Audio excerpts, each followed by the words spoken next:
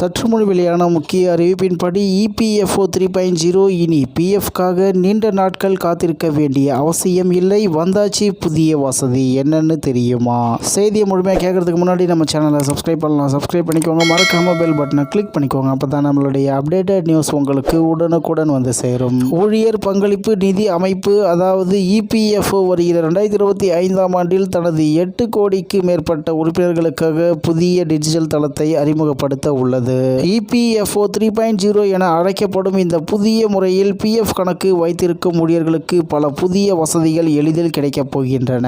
இந்த திட்டத்தை உருவாக்குவதற்காக இன்ஃபோசிஸ், விப்ரோ, டிசிஎஸ் போன்ற முன்னணி ஐடி நிறுவனங்கள் தேர்வு செய்யப்பட்டுள்ளன. ஏற்கனவே 2025 ஜூன் மாதம் இந்த திட்டத்தை தொடங்க திட்டமிடப்பட்டிருந்தாலும் சில தொழில்நுட்ப சிக்கல்களால் இது சிறிது தாமதமாகும் என தெரிகிறது. இந்த புதிய முறையின் முக்கிய அம்சம் பிஎஃப் பணத்தை நேரடியாக ஏடிஎம் மூலம் எடுக்க முடியும் என்பதுதான். உங்கள் யூனிவர்சல் அக்கவுண்ட் நம்பர் அதாவது யுஏஎன் செயல்படுத்தப்பட்டு ஆதார் உங்கள் வங்கி கணக்குடன் இணைக்கப்பட்டிருக்க வேண்டும். அவசர நிதி தேவைப்படும் நேரங்களில் பிஎஃப் பணத்தை உடனடியாக எடுத்துக் கொள்ளலாம். இது முழுமையாக ஆன்லைன் வழியில் செயல்படும் என்பதாலும் நீண்ட காகித வேலைகள் இல்லாமல் நேரம் மிச்சமாகும் என்பதாலும் ஊழியர்களுக்கு இது மிகப்பெரிய நன்மையாக இருக்கும். மற்றொரு முக்கியமான வசதி யூபிஐ மூலம் பிஎஃப் பணத்தை எடுக்க முடியும் என்பதாகும். இப்போது இந்தியாவில் யூபிஐ உபயோகம் மிகவும் வேகமாக அதிகரித்து வருகிறது. இதனை இபிஎஃப்ஓ 3.0வில் இணைப்பதன் மூலம் உறுப்பினர்கள் தங்களுடைய பணத்தை எந்த நேரமும் எளிதாக பெறலாம். பழைய முறையில் ஆவணங்கள் சமர்ப்பித்து நீண்ட நாட்கள் காத்திருக்க வேண்டிய கட்டாயம் இனி இருக்காது.